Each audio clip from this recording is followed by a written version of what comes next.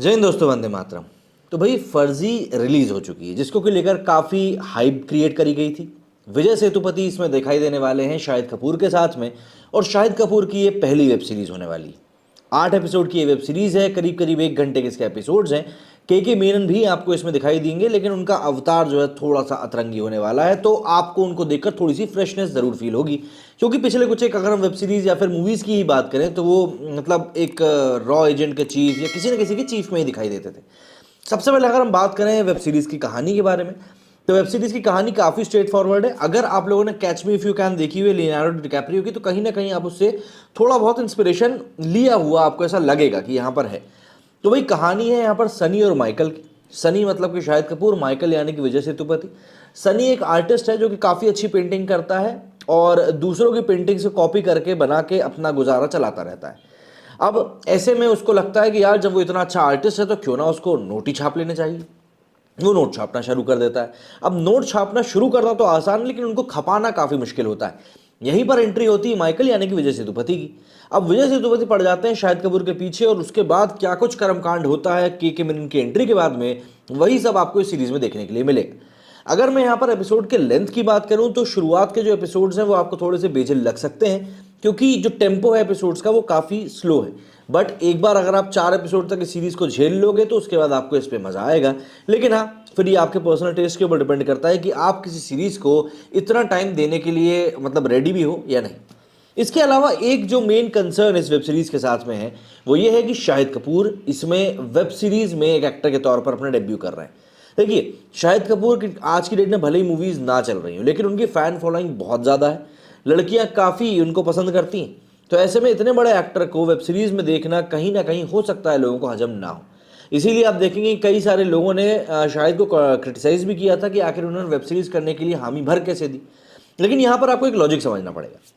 इस web series को बनाया है राजन डीके ने। राजन डीके ने ही फैमिली मैन को भी बनाया था, और फैमिली मैन कितनी बड़ी सक्सेसफुल रही है ये हम सभी जानते हैं। मनोज वाजपेयी का करियर उसने ट्रैक पे ला दिया, समांता रुद्र प्रभु को हिंदी भाषी दर्शकों से इंट्रोड्यूस करा दिया। तो ऐसे में जब कोई ऐसा प्रोजेक्ट सामने आता है जो कि हो सकता है आपकी लीग से हटकर हो, आप उसको मना कर नहीं पाते। इसके अलावा शाहिद कपूर, जिनको कि इस समय एक अदद पॉपुलैरिटी की काफ़ी ज़्यादा ज़रूरत है, वो भी उनको इसी से मिलने वाली है। तो ऑल इन ऑल अगर हम बात करें तो ये वेब सीरीज़ ऐसी नहीं है कि आपको सडनली देखते से ही लगेगा कि यार ये क्या बना दिया है, बल्कि आपको अपना थोड़ा सा टाइम देना पड़ेगा। आप टाइम इसको देंगे तब आपको यहाँ पर एक रिजल्ट मिलेगा, और वो रिजल्ट काफ़ी अच्छा हो सकता है। सिंपल सी बात ये। 8 एपिसोड की लंबी ये वेब सीरीज़ है, जैसा कि मैंने आपको बताया। म्यूज़िक काफ़ी शानदार है, और एक्टिंग के मायनों में अगर हम बात करें तो विजय सेतुपति तो जाने ही उस चीज़ के लिए जाते हैं, और शाहिद कपूर भी काफ़ी मंजे हुए कलाकार हैं। तो एक्टिंग के डिपार्टमेंट की अगर हम बात करेंगे तो दोनों ने ही काफ़ी अच्छा काम किया है। के मेनन ने भी अपना काम बखूबी निभाया है। लेकिन यहाँ पर सबसे बड़ी यूएसपी है इस वेब सीरीज़ की पेस, जो कि शुरुआत में तो काफ़ी धीमी है, लेकिन उसके बाद जैसे जैसे कर्मकांड होते जाते हैं वैसे वैसे ही इस सीरीज़ की जो पेस है वो भी आगे बढ़ती जाती है। All in all Shahid Kapoor का डेब्यू काफ़ी उनके लिए कम मतलब कन्फ्यूजिंग सा हो सकता है, क्योंकि यहाँ पर उनको ये चीज़ समझने में बहुत ज़्यादा मेहनत करनी पड़ेगी किस तरीके से इस सीरीज़ के बाद में वो अपने करियर को दिशा देते हैं। जैसे अभिषेक बच्चन है, वो अब इस बात से समझौता कर चुके हैं कि अगर उनको बड़े पर्दे की मूवीज़ नहीं मिलती तो भी उनका वेब सीरीज़ उनका एक ठिकाना बन चुका है। अगर शाहिद कपूर की वेब सीरीज़ हिट हो जाती है तो फिर उनके सामने और भी ज़्यादा ऑफर्स आएंगे ओटीटी के, और तब वो क्या करते हैं ये एक बड़ा सवाल रहेगा। लेकिन हाल फिलहाल में तो फर्जी को देखने के बाद जो रिव्यूज़ निकल कर सामने आ रहा है सोशल मीडिया पर, उनमें सभी में इसकी औनी पौनी तरीके से ही तारीफ मिल रही है। लेकिन आपको कुछ एक ऐसे रिव्यूज़ भी मिल जाएंगे जहाँ पर इस मूवी की बुराई हो रही होगी। लेकिन बात वही है, जब कोई चीज़ ठीक दिखाई दे रही है तो फिर उसकी बुराई क्यों ही करना ज़बरदस्ती की। वीकेंड के लिए एक वाकई में बिंज वॉच हो सकती है वेब सीरीज़, तो अगर आपके पास समय है तो बिल्कुल इसको दे सकते हैं। और सबसे ज़्यादा मज़ेदार और सबसे ज़्यादा इंटरेस्टिंग बात इस पूरी वेब सीरीज़ की ये है कि इसमें भी आपको चेल्लम सर को देखने के लिए मिलेगा। चेल्लम सर का जो किरदार है वो फैमिली मैन से आता है। चेल्लम सर वो ऐसा किरदार निभाते हैं जिनको कि सब कुछ पता होता है। मनोज वाजपेयी से भी उनको बात करते हुए हम लोगों ने कई बार फैमिली मैन में देखा था। अब क्योंकि फैमिली मैन को भी राजन डीके ने ही बनाया है, और फर्जी को भी राजन डीके ने ही बनाया है, और राजन डीके की फर्जी में चेल्लम सर जो है विजय सेतुपति के साथ एक कन्वर्सेशन में बात करते हुए नजर आते हैं।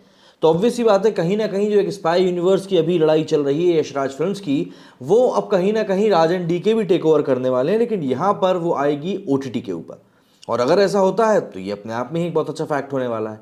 लेकिन लिटरली चेल्लम सर को अधिकतर लोगों ने वहाँ पर नोटिस भी नहीं किया है, लेकिन जितने लोगों ने नोटिस किया है वो जानते हैं कि फैमिली मैन और फर्जी दोनों को कहीं ना कहीं आगे जाकर लिंक ज़रूर किया जाएगा और कैरेक्टर्स को साथ में लाया जाएगा। तो आप खुद ही सोचिए कि मनोज बाजपेयी और शाहिद कपूर जब साथ में दिखाई देंगे तो कितना मज़ा आएगा। मेरे स्टूडियो फिलहाल इतना ही। जय हिंद, जय भारत।